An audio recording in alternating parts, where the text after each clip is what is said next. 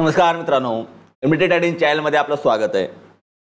Police verification, police character certificate हे आता विविध कामासाठी, विविध तुम्ही शासकीय गव्हर्नमेंट नोकरी लागणार असाल किंवा तुम्हाला एखाद्या कंपनीमध्ये जॉईनिंग मिळणार असेल किंवा तुम्हाला पासपोर्ट काढायचा असेल, तुम्हाला एखादा टेंडर भरायचा असेल, अशा बऱ्याच ठिकाणी हे पोलीस व्हेरिफिकेशन सर्टिफिकेट मागितलं जातं. मग हे पोलीस व्हेरिफिकेशन सर्टिफिकेट नेमकं असतं काय किंवा हे पोलीस व्हेरिफिकेशन सर्टिफिकेट नेमकं काढायचं कसं ही बऱ्याच जणांना माहिती नाही. त्यामुळे आजच्या व्हिडिओच्या माध्यमातून हे पोलीस व्हेरिफिकेशन सर्टिफिकेट आपण अर्ज कसा सादर करू शकतो, यासाठी कोणकोणती माहिती आपल्याला आवश्यक लागते याची सविस्तर माहिती या व्हिडिओच्या माध्यमातून आपण घेण्याचा प्रयत्न करणार आहोत. तत्पूर्वी जर आपण चॅनलवर पहिल्यांदा आलेला असाल तर चॅनलला सबस्क्राईब करून ठेवा, जेणेकरून येणारं प्रत्येक अपडेट आणि आपल्याला निर्माण होणारी अडचण याचं समाधान आमच्याकडून आपल्याला नक्कीच केलं जाईल. तर चला विलंब न करता आपण स्क्रीनवर जाऊ आणि पोलीस व्हेरिफिकेशनसाठी अर्ज कसा सादर करायचा किंवा अर्ज कसा भरायचा याची माहिती घेण्याचा प्रयत्न करू. सर्वप्रथम आपण गुगल क्रोम ओपन केल्यानंतर आपल्याला गुगल क्रोमवरती या ठिकाणी जी काय अधिकृत संकेतस्थळ आहे ते संकेतस्थळ या ठिकाणी एंटर करायचं आहे. पोलीस कॅरेक्टर सर्टिफिकेट असं जर तुम्ही सर्च केलं तरी एका लिंक आहे pcs.mahaonline.gov.in या लिंकवरती तुम्ही याल. याची लिंक सुद्धा तुम्हाला खाली डिस्क्रिप्शनमध्ये देण्याचा प्रयत्न करतो. आता हा झाला डेस्कटॉपचा विषय, परंतु ज्या ठिकाणी ज्यांना मोबाईलमधून अर्ज भरायचा त्यांच्यासाठी सुद्धा आपण माहिती घेण्याचा प्रयत्न करूयात. मोबाईलमध्ये तुम्ही या ठिकाणी आल्यानंतर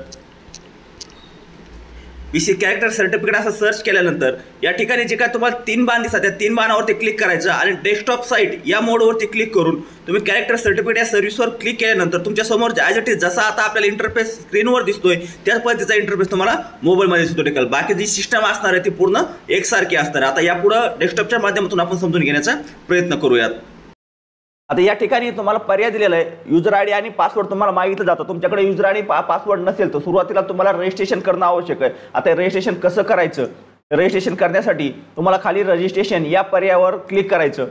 रजिस्ट्रेशन या पर्यायावरती क्लिक केल्यानंतर आधार नंबर कंपल्सरी नाही असेल तर टाका, नसेल तर राहू द्या. यानंतर तुम्हाला या ठिकाणी तुमचं आधार आडनाव एंटर करायचं, म्हणजे लास्ट नेम एंटर करायचं आहे. त्यानंतर पहिलं नाव आहे ते एंटर करायचं आहे. त्यानंतर वडिलाचं किंवा पतीचं जे काय नाव असेल ते या ठिकाणी एंटर करायचं आहे. डेट ऑफ बर्थ, जी अर्जदाराची जन्मतारीख आहे ती जन्मतारीख, आता ही जन्मतारीख टाकताना व्यवस्थित लक्षपूर्वक टाका, कारण जी तुमच्या आधारवर जन्मतारीख आहे ती जन्मतारीख या ठिकाणी टाकणं आवश्यक आहे. ती जन्मतारीख या ठिकाणी आपल्याला निवडणं देखील बंधनकारक असेल. जन्मतारीख निवडल्यानंतर जेंडर निवडणं आवश्यक आहे.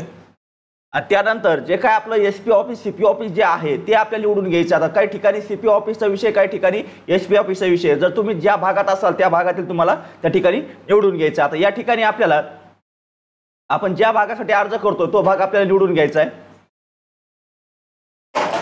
त्यानंतर आपल्याला या ठिकाणी मोबाईल नंबर विचारला जातो, तो मोबाईल नंबर या ठिकाणी आपल्याला टाकायचा आहे.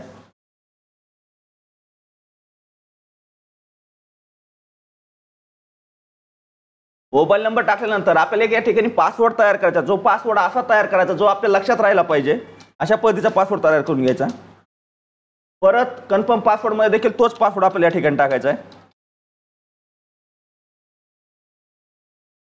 आणि खाली जे काय तुम्हाला क्वेश्चन विचारलेला आहे यामध्ये काय विचारलं, what is the first number among following list. यामध्ये या लिस्टमध्ये पहिला क्रमांक कोणता आहे तो क्रमांक या ठिकाणी एंटर करायचा आणि सबमिट या पर्यायावरती क्लिक करायचं.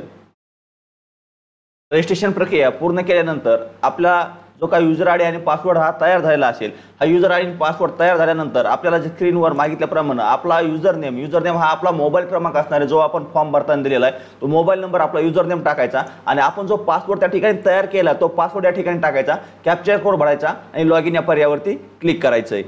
लॉग इन केल्यानंतर आपल्यासमोर अशा प्रकारचा इंटरफेस निर्माण होईल.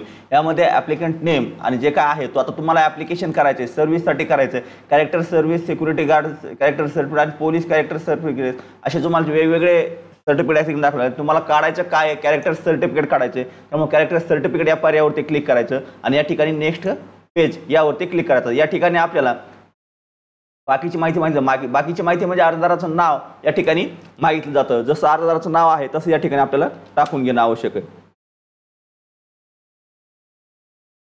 नाव टाकल्यानंतर ID नेम, जे काय तुम्ही डॉक्युमेंट देणार आहात ते ID या ठिकाणी आपल्याला देणं आवश्यक आहे आणि त्या आयडीचा जो काय नंबर आहे तो नंबर देखील या ठिकाणी आपल्याला एंटर करणं आवश्यक आहे.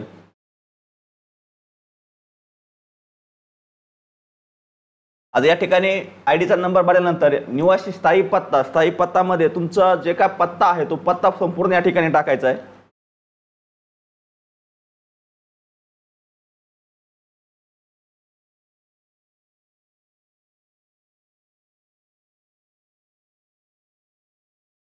नंतर तुमचं स्टेट निवडायचं. स्टेट निवडल्यानंतर तुमचा जो जिल्हा आहे तो जिल्हा निवडून घ्यायचा. जिल्ह्यानंतर तुमचा तालुका निवडून घ्यायचा. तालुक्यानंतर जे तुमचं रहिवासी ग्रामपंचायत तुम्ही ज्या ग्रामपंचायतमध्ये येत असाल त्या ग्रामपंचायत ते गावाचं नाव या ठिकाणी निवडून घ्यायचं.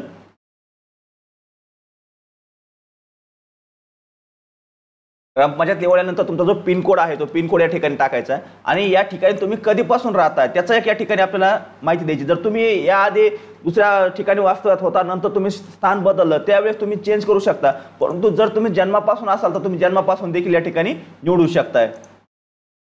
कधीपासून राहता त्याचे देखील आपल्याला या ठिकाणी घ्यायचं. जर तुम्ही याच्या आधी जर तुमचे 2-3 पत्ते जर बदललेले असतील तर तुम्ही ज्या सध्या राहता त्या पत्त्याचा या ठिकाणी फक्त कालावधी द्यायचा की मी मागील 4 वर्षापासून 5 वर्षापासून या ठिकाणी राहतो एवढं आपल्याला या ठिकाणी द्यायचंय. तुमचा नेट प्रिव्ह्यू ॲड्रेसची तुम्हाला गरज आहे का तर नाही, आपल्याला काही आवश्यकता नाही आहे त्याची. आता तुम्हाला हे सर्टिफिकेट कोठं सादर करायचंय याची एक माहिती या ठिकाणी विचारली. Company name and address where NOC certificate to be submitted. तुम्ही हे सर्टिफिकेट जे आहे ते आपण कोठं सादर करणार आहेत तर एका तुमचा जे काही हुद्दा असेल त्या हुद्द्यासाठी तुम्ही हे सर्टिफिकेट या ठिकाणी माहिती देऊ शकताय. एका सर्व त्याचा पत्ता त्या सर्व गोष्टी या ठिकाणी आपल्याला सविस्तर भरायच्यात. त्यानंतर कुठं द्यायचं त्याचं जे काय आहे त्याचं स्टेट म्हणजे राज्यानंतर या ठिकाणी एका जिल्हा आहे तो जिल्हा या ठिकाणी निवडायचा आहे. तुम्हाला कोणत्या ठिकाणी द्यायचे त्यासाठी. आता मागील 10 वर्षापासून तुम्ही कोणत्या ठिकाणी राहिलाय त्याचा या ठिकाणी आपल्याला ॲड्रेस द्यायचा. आपल्या बाबतीत एकच ठिकाणी त्यामुळे आपण फक्त एकाच ठिकाणी देतो. जर तुमच्याकडे 2-3 असतील तर या ठिकाणी ॲड्रेस कधीपासून कधीपर्यंत आणि पिनकोड अशा पद्धतीने या ठिकाणी आपल्याला माहिती भरायची आहे. कधीपासून राहता या ठिकाणी त्याची या ठिकाणी आपल्याला माहिती द्यायची आहे. ते रेसिडेंटल आजपर्यंत अशा पद्धतीत आपण देऊ शकता आणि त्या जागेचा पिनकोड सुद्धा या ठिकाणी ॲड करायचा आहे. आता ही माहिती भरल्यानंतर नेक्स्ट पेजवरती क्लिक करायचं. नेक्स्ट पेजवर गेल्यानंतर आपल्याला व्हिजिबल आयडेंटिटी मार्क मागितला जातो किंवा म्हणजे तुमच्याकडे काही जन्मखून आहे का जी की तुम्हाला दिसू शकते अशी आहे का. असेल तर टाका, नसेल तर सोडून देखील देऊ शकता. You are been arrested person म्हणजे तुम्हाला काही केसेसमध्ये काही अडचण काही अरेस्ट केलं होतं किंवा अटक झाली होती का. तुम्ही राजकारणात ऍक्टिव्ह आहात का ते एक विचार जातं. You are any criminal office registration तुमच्या विरोधात कोणी काही गुन्हा दाखल केला होता का किंवा काही एखाद्या ऑफिसरच्या रजिस्टरमध्ये तुम्हाला काही गुन्ह्यात काही एखादी केस झाली होती का त्याची देखील माहिती द्यायची. त्यानंतर या ठिकाणी तुम्हाला ओळखत असलेल्या स्थानिक लोकेशनमधील तुम्हाला ओळखत असलेल्या 2 व्यक्तींची नावे या ठिकाणी द्यायची आहेत.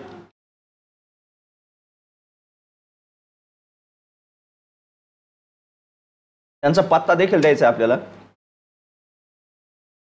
आणि मोबाईल नंबर देखील द्यायचा आहे.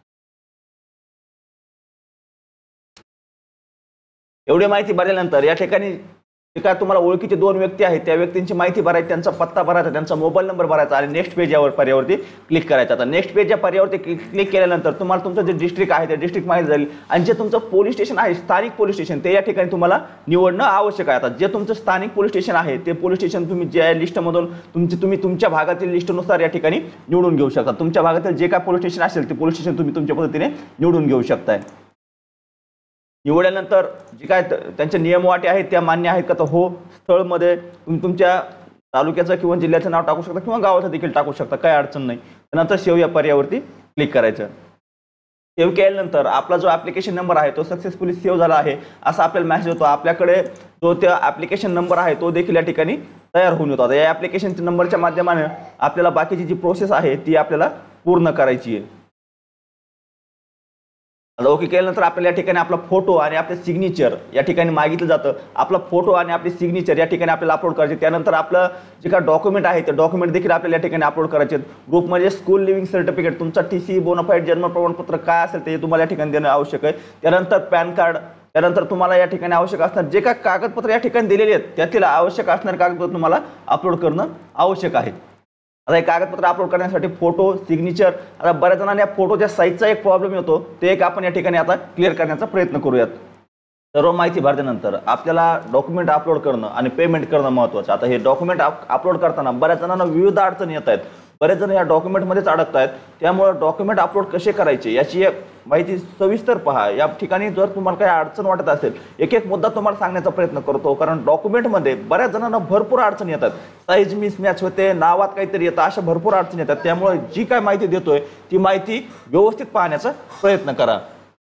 आता या ठिकाणी आपल्याला डॉक्युमेंट अपलोड करण्यासाठी जर तुम्हाला डायरेक्ट इनडायरेक्ट इथं सुद्धा तुम्हाला डॉक्युमेंट अपलोडचं ऑप्शन येऊ शकतं. जर नाही आलं तर या ठिकाणी तुम्हाला तुमचा ॲप्लिकेशन नंबर घ्यायचा आणि सर्व्हिसमध्ये जाऊन ॲक्टिव्हिटीजमध्ये जाऊन ॲड फोटोज अँड डॉक्युमेंट या पर्यायावरती क्लिक करायचा आणि या ठिकाणी आपला ॲप्लिकेशन नंबर एंटर करून सर्च या पर्यायावरती क्लिक करायचा. आपला डॉक्युमेंट अपलोड करण्याची प्रोसेस आहे ती या ठिकाणाहून सुरू होते. आता या ठिकाणी ज्यावेळेस आपण फोटो अपलोड करायला घेतो त्यावेळेस बऱ्याच जणांना माहिती असेल किंवा फोटोची साईज आणि ज्या काही गोष्टी आहेत त्या जर तुम्ही या ठिकाणी निवडल्या आणि अपलोड या पर्यायावरती क्लिक केलं की तुम्हाला या ठिकाणी हा एरर येणार, म्हणजे येणार 101% हा एरर येतो. ज्यामध्ये 5 KB ते 20 KB पर्यंत साईज असावी, इनव्हॅलिड फाईल नेम, तुमचा इमेजची साईज किंवा रुंदी आणि उंची व्यवस्थित नाही, हा एरर प्रत्येकाला येणार आहे, प्रत्येकाला येतो. हा फक्त तुम्हाला फोटोच्या बाबतीत नाही तर सिग्नेचरच्या बाबतीत सुद्धा येतो. त्यामुळे या ठिकाणी लक्षात घ्या, जर तुम्हाला सिग्नेचर आणि फोटो व्यवस्थित तुम्हाला क्रॉप करून, आता बऱ्याच जणांनी कुणी पेंटमध्ये करतं, कुणी कुठं करतं, कुणी कुठं करतं, एवढ्या सुविधा प्रत्येकापाशी उपलब्ध नसतात. कारण पेंटमध्ये करायचं म्हणजे की डायरेक्ट तुम्हाला लॅपटॉप किंवा PC असणं आवश्यक आहे. तुम्ही मोबाईलमध्ये करण्यासाठी देखील तुम्हाला या व्हिडिओच्या माध्यमातून आपण समजून सांगण्याचा प्रयत्न करतोय. आता या ठिकाणी तुम्ही डायरेक्ट तुमच्या मोबाईलमधील जो फोटो असेल तो फोटो सहीचा असेल किंवा तुमचा स्वतःचा फोटो असेल तो फोटो या ठिकाणी PS7 नावाची एक वेबसाईट आहे की इमेज साईज कॉम्प्रेशर काय जे असेल ते सर्व या ठिकाणी कॉम्प्रेस करून देतात. आता आपण यांचं म्हणजे हीच म्हणून नाही, तुम्ही गुगलवर कोणतेही टाका, कुणाची टाका, तुम्ही तर गुगलवर कोणतीही जरी टाकली का image size compressor size change in pixel असं जरी सर्च केलं, जी साईज येईल, जे फोटो येईल किंवा जी साईट येईल त्या साईटवरती पहिल्या येणाऱ्या साईटवरती क्लिक जरी केलं तुम्ही तरी सुद्धा तुम्हाला या ठिकाणी ओपन होईल. आता या ठिकाणी तुमचा जो फोटो आहे तो फोटो या ठिकाणी आपल्याला निवडून घ्यायचा, फोटो निवडायचा, ओपन करायचा. हा फोटो या ठिकाणी ओपन होईल. ओपन झाल्यानंतर या फोटोवर ओपन झालेल्या फोटोवर तुम्हाला या ठिकाणी त्याची साईज किती द्यायची हे विचारलं जातं. तुम्ही या ठिकाणी आता पाहू शकता, आता आपल्याला या ठिकाणी किती मागितली फोटोची साईज, फोटो अपलोड करताना या ठिकाणी तुम्ही पाहू शकता 160 पिक्सल ते 200 ते 212 पिक्सल, म्हणजे हाईट आहे ती 200 ते 212 असावी आणि रुंदी 160 असावी. मग आता या प्रमाणात आपल्याला या ठिकाणी वेट, आता हाईट किती आहे, हाईट किती सांगितली आपल्याला इकडं, त्याची हाईट आहे ते 200 ते 212 असावी. मग जी हाईट आहे ती 212 आणि रुंदी किती सांगितलेली 100. आता हे 200 ते 212 तुम्ही या ठिकाणी 200 सुद्धा करू शकताय. या ठिकाणी तुम्ही हाईट आणि रुंदी करायची आणि रिसाईज या पर्यायावरती क्लिक करायचं, तुमचा फोटो ऑटोमॅटिक त्या साईजमध्ये तुम्हाला बनवून मिळतो. 160 असेल आपले, कोणी तर 162 झालेलं आहे, 160 आहे, 160 आणि रिसाईज करायचं. रिसाईज झाल्यानंतर या ठिकाणी तुम्हाला डाउनलोडचा पर्याय येतो. तुमच्या मोबाईलमध्ये सुद्धा तुम्ही हा फोटो डाउनलोड करू शकता आणि ॲज इट इज हाच फोटो, फक्त याचं थोडं नाव चेंज करण्याचा प्रयत्न करा. नाव चेंज करूनच तुम्ही त्यानंतर खाली तर गो टू डाउनलोड या पर्यायावरती क्लिक करायचं आणि हा फोटो तुम्हाला डाउनलोड करता येईल. आता हा फोटो तुम्ही डाउनलोड करून घेऊ शकता. डाउनलोड इमेज या पर्यायावरती क्लिक केल्यानंतर फोटो हा डाउनलोड होईल. आता हे डाउनलोड झालेल्या फोटोची तुम्ही साईज देखील पाहू शकता किती असणार आहे आणि हे सुद्धा पाहू शकता. आता हा फोटो या ठिकाणी आपल्याला अपलोड करायचा आहे. आता याच प्रमाणात बाकीचे सर्व कागदपत्र त्याच प्रमाणात तुम्ही क्रॉप करून घ्यायचे. आता प्रत्येक कागदपत्र या ठिकाणी आपण सांगत बसलो होतो, व्हिडिओ जास्त मोठा होतोय, त्यामुळे हा फोटो घ्यायचा, या ठिकाणी अपलोड या पर्यायावरती क्लिक केलं, सेव्ह फोटो अपलोड झाला. त्यानंतर सिग्नेचरचा सुद्धा त्याच फॉर्मॅटमध्ये सिग्नेचर निवडायची. आता सिग्नेचरची सुद्धा साईज तशीच घ्यायची. आता प्रत्येक वेळेस सिग्नेचर मी ऑलरेडी या ठिकाणी सिग्नेचर आणि ते क्रॉप करून ठेवलेलं किंवा त्या साईजमध्ये बनवून ठेवलेलं ते अपलोड करतो. आता या ठिकाणी अपलोड केल्यानंतर परत तुमचे जे डॉक्युमेंट आहेत, मग जे डॉक्युमेंट अपलोड करायचे ते या ठिकाणी निवडायचे. या दोनमध्ये तुम्ही any1 कोणतंही एक डॉक्युमेंट निवडू शकता. जे काय तुम्हाला Aadhaar card, PAN card, passport, ration card, affidavit काय पर्याय आहे त्यापैकी निवडू शकता आणि अपलोड डॉक्युमेंट या पर्यायावरती क्लिक करून जे काय डॉक्युमेंट आहेत, जे तुमचं TC असेल, आधार कार्ड असेल, पॅन कार्ड असेल, हे डॉक्युमेंट तुम्ही या ठिकाणी अपलोड करून घेऊ शकताय. या ठिकाणी सर्व डॉक्युमेंट निवडल्यानंतर आपल्याला सेव्ह या पर्यायावरती क्लिक करायचं. सेव्ह केल्यानंतर आपण जे डॉक्युमेंट जोडलेले आहेत ते सर्व डॉक्युमेंट या ठिकाणी अपलोड होतील. डॉक्युमेंट अपलोड झाल्यानंतर कंटिन्यू या पर्यायावरती क्लिक करायचं. त्यानंतर जी आपण भरलेली माहिती आहे ती सर्व माहिती आपल्याला या ठिकाणी दाखवली जाते, ती माहिती पाहून घ्यायची. आपण भरलेली माहिती सर्व बरोबर आहे का हे एकदा चेक करून घ्या. सर्व माहिती या ठिकाणी आपल्याला दिसते, सर्व माहिती चेक करायची आणि त्यानंतर प्रोसेस टू पेमेंट या पर्यायावरती क्लिक करायचं आणि जे पेमेंट बाकी आहे ते पेमेंट करणं आपल्याला या ठिकाणी आवश्यक आहे, ते पेमेंट करण्याची प्रोसेस या ठिकाणी सुरू करायची आहे। प्रोसेस टू पेमेंट केल्यानंतर पे ऑनलाईन या पर्यायावरती क्लिक करून प्रोसेस टू पेमेंट या पर्यायावरती क्लिक करायचं। आपल्याला या ठिकाणी 123 रुपये 60 पैसे एवढं पेमेंट ऑनलाईन पद्धतीने भरणं आवश्यक आहे। पेमेंट करण्यासाठी आपल्याला या ठिकाणी विविध पर्याय देत आले, ज्यामध्ये wallet, net banking, credit card, debit card, IMPS तुम्हाला जे पर्याय उपलब्ध असेल, तुमच्याकडे जे साहित्य उपलब्ध असेल त्यानुसार तुम्ही पेमेंट करू शकता। जे साधन उपलब्ध असेल त्या साधनानुसार पेमेंट करू शकता। आता पेमेंट करण्यासाठी या ठिकाणी क्लिक केल्यानंतर तुम्हाला सर्वात सोपी पद्धत आपल्याला नेहमीच आपण त्या पद्धतीची चर्चा करतो, जी म्हणजे QR code. Process to payment या पर्यायावर क्लिक करायचं आणि जो QR कोड आपल्या समोर दिसतो ते QR कोड आपल्या फोनपे, गुगल पे जे काय ॲप असेल आपल्याकडे UPI ॲप, त्या ॲपच्या माध्यमातून त्याला स्कॅन करून ते पेमेंट पूर्ण करून घ्यायचं। पेमेंट केल्यानंतर ऑटोमॅटिक रिडायरेक्ट होईल आणि आपला अर्ज सबमिट झाला याची स्थिती आपल्याला या ठिकाणी दाखवली जाईल। आता ही जे काय रिसिप्ट आहे ती रिसिप्ट आपल्याला मिळालेली आहे, आपण पेमेंट भरलं याची रिसिप्ट आपल्याला या ठिकाणी मिळालेली आहे। ही रिसिप्ट आपण या ठिकाणी सेव्ह देखील करू शकताय। आता यामध्ये जो ॲप्लिकेशन नंबर आहे, ॲप्लिकेशन नंबरच्या माध्यमातून आपण जी काय ॲक्टिव्हिटी दाखल केली होती त्याचा फॉर्म देखील या ठिकाणी प्रिंट ॲप्लिकेशन या पर्यायावरती क्लिक करून आपण प्रिंट ॲप्लिकेशन देखील करू शकता। या ठिकाणी ॲप्लिकेशन नंबर टाकायचं, सर्च करायचं, ॲप्लिकेशन नॉट एट पेड आणि त्यापर्यंत आपलं जे पेमेंट आहे ते अपडेट झालेलं नाही, त्यामुळे पे फीस यावरती क्लिक करा, परत या ठिकाणी सर्च करा आणि परत पेमेंटचं ज्यावेळेस तुम्ही प्रोसेस करता त्यावेळेस तुम्हाला सक्सेसफुल पेमेंट असा ज्यावेळेस मेसेज येईल त्यावेळेस त्यावर कंटिन्यू करा आणि त्यानंतर तुमची जी काय रिसिप्ट आहे ती रिसिप्ट तुम्हाला मिळेल आणि तुमची जी पावती आहे ती पावती फॉर्म भरलेला जो फॉर्म आहे तो फॉर्म सुद्धा या ठिकाणी आपल्याला डाउनलोड करता येणार आहे। या व्हिडिओच्या माध्यमातून अर्ज कसा करायचा, पेमेंट कसं करायचं, डॉक्युमेंट कसे अपलोड करायचे याची सविस्तर माहिती आपण घेतलेली आहे। या पद्धतीने तुम्ही अर्ज केल्यानंतर तुमचा अर्ज तुमच्या स्थानिक पोलीस स्टेशनला जातो, तुमच्या SP ऑफिसला जातो, त्या ठिकाणी त्या अर्जाची तपासणी केली जाते, तुमच्यावर कोणते गुन्हे आहेत का याची नोंद घेतली जाते, याची तपासणी केली जाते आणि तुमच्या नावावर जर कोणतेही गुन्हे उपलब्ध नसतील किंवा तुम्ही यामध्ये कसल्याही प्रकारच्या त्रुटीमध्ये तुमच्यावर कसलेही केसेस झालेले नसतील तर तुम्हाला सर्टिफिकेट वितरित केली जात आहे। सर्टिफिकेट आल्यानंतर सर्टिफिकेट डाउनलोड कसं करायचं याचा देखील नेक्स्ट व्हिडिओच्या माध्यमातून आपण माहिती घेण्याचा प्रयत्न करूयात। सद्यस्थितीमध्ये एवढीच माहिती, जर दिलेली माहिती आवडली असेल, महत्त्वाची वाटली असेल तर व्हिडिओला लाईक करायला विसरू नका। चॅनलवर जर पहिल्यांदा आलेला असाल तर चॅनलला सबस्क्राईब करून ठेवा, जेणेकरून येणारं प्रत्येक अपडेट आणि आपल्या मनातील आपल्याला निर्माण होणाऱ्या अडचणीचं समाधान आमच्याकडून तात्काळ मिळत राहील। तर चला आजच्या व्हिडिओमध्ये एवढीच माहिती, भेटूया नेक्स्ट व्हिडिओमध्ये नेक्स्ट पॉईंट सोबत।